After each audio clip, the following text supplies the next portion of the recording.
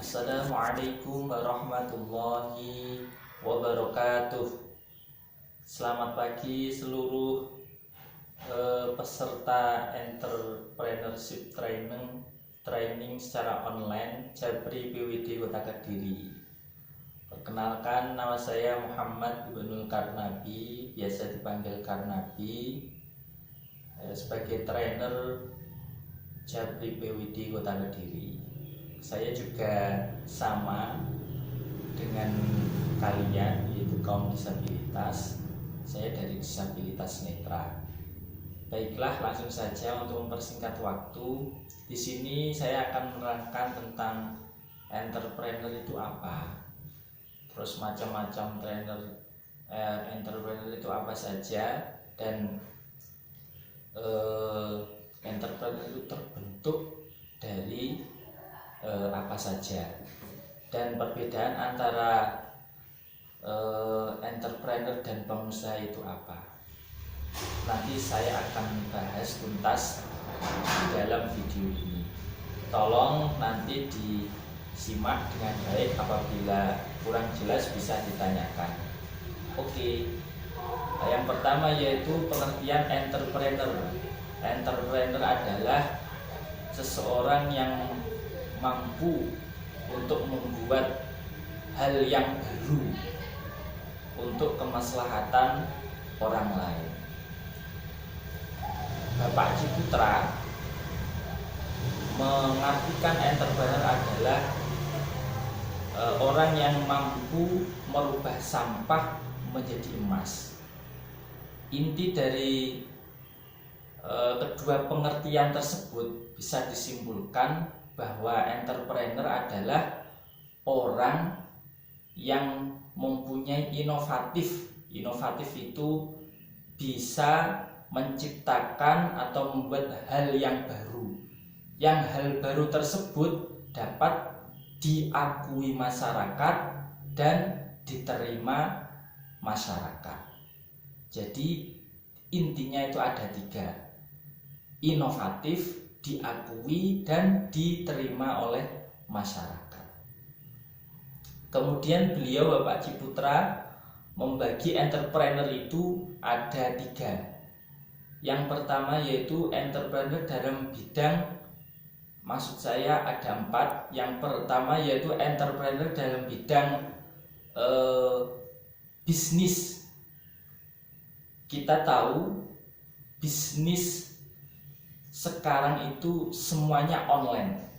Saya akan mengambil contoh bisnis online yang sekarang itu marak, atau juga dapat dikatakan brandingnya itu naik, yaitu bisnis ojek online.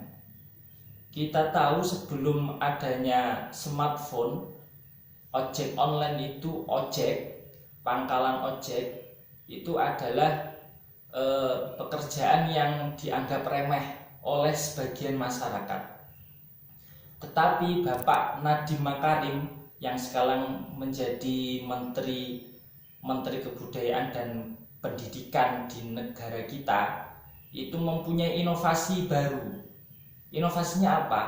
Membuat aplikasi ojek online yang kita kenal sebagai Gojek. Beliau membuat aplikasi tersebut, dan akhirnya kita tahu semuanya, semua kalangan di Indonesia dapat mengakui hal tersebut dan diterima bisnis ojek online-nya Bapak Nadiem Makarim. Jadi bisnis yang dijalankan Pak Nadiem Makarim itu termasuk bisnis yang diakui dan diterima oleh masyarakat. Dan Bapak Nadiem Makarim itu juga disebut entrepreneur. Kemudian entrepreneur dalam bidang sosial. Dalam bidang sosial kita ambil contoh, yaitu kalau panjenengan semua tahu, di Cirebon itu ada yang namanya Ustadz Ujang Bustomi yang dikenal sebagai spiritual. Dulu di Trans 7 itu ada di acara Dua Dunia. Kalau panjenengan semua tahu channelnya sekarang di YouTube, itu sekitar 5,8 juta subscribe-nya. itu apa? Beliau itu suka membantu orang-orang, suka membagikan sebagian rezekinya untuk orang-orang. Di PPKM yang pertama itu beliau mengeluarkan uang 100 juta dan dibagikan secara cuma-cuma. Karena apa? Dampak PPKM itu katanya beliau. Dan Kang Ujang Bustomi atau yang disebut KUB atau Ustadz Ujang Bustomi itu juga dapat dikatakan sebagai entrepreneur. Kemudian pembagian yang ketiga yaitu entrepreneur dalam bidang akademik atau pendidikan gitu ya.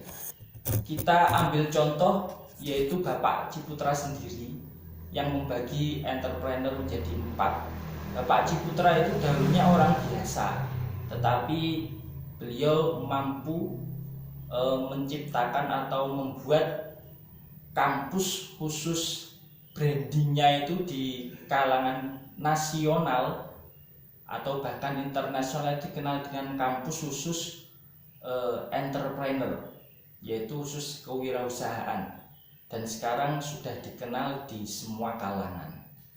Kemudian yang terakhir yaitu entrepreneur dalam bidang pemerintahan atau kepolitikan. Kita tahu semuanya Bapak Abdullah Abu Bakar sebagai wali kota atau wali kota Kediri atau biasa dikenal dengan Mas Abu. Mas Abu telah menciptakan inovasi yang baru yang belum pernah sama sekali diciptakan atau dibuat oleh wali kota di seluruh Indonesia. Inovasinya apa? Beliau bisa membuat program yang namanya Prodamas. Prodamas di kota Kediri, siapa yang tidak tahu Prodamas? Semua kalangan bisa merasakan program beliau. Beliau sangat tangguh, sangat cerdas, sangat mempunyai inovasi yang tinggi. Akhirnya program tersebut diberi penghargaan oleh Bapak Presiden kita, yaitu Bapak Joko Widodo. Dan semua contoh-contoh yang saya berikan itu semuanya entrepreneur. Kemudian entrepreneur dapat dibentuk atau dapat diciptakan itu dalam 3 hal. Beliau Bapak Ciputra menyingkatnya yaitu dengan 3 L. L yang pertama yaitu lahir. L yang kedua yaitu lingkungan, dan L yang ketiga yaitu latih. Kita bahas satu persatu. L yang pertama yaitu lahir. Entrepreneur dapat terbentuk dari lahir. Apa maksudnya? Di entrepreneur, orang tuanya atau kakeknya lagi itu seorang entrepreneur. Tidak lain dan tidak mungkin atau bisa disebut juga mempunyai kesempatan yang besar keturunannya, anak-anaknya, cucu-cucunya itu akan menjadi entrepreneur atau terbentuk sebagai entrepreneur. Kemudian lingkungan. Lingkungan maksudnya apa? Di lingkungan orang yang tidak tercipta atau terbentuk dengan lahir, sistem L yang lahir yang pertama itu bisa terbentuk di lingkungan. Lingkungannya sekitarnya itu entrepreneur semua. Tidak tertutup kemungkinan dia bisa terbentuk untuk seseorang yang menjadi entrepreneur. Kemudian L yang ketiga yaitu latih. Nah, latih ini maksudnya apa?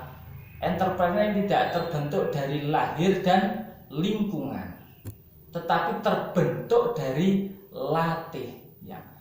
Latih ini yang dapat mendasari kita sekarang ini menerapkan atau sedang menjalankan entrepreneurship training. Jadi teman-teman semua di Japri PWD Kota Kediri akan dilatih untuk dijadikan entrepreneur sejati.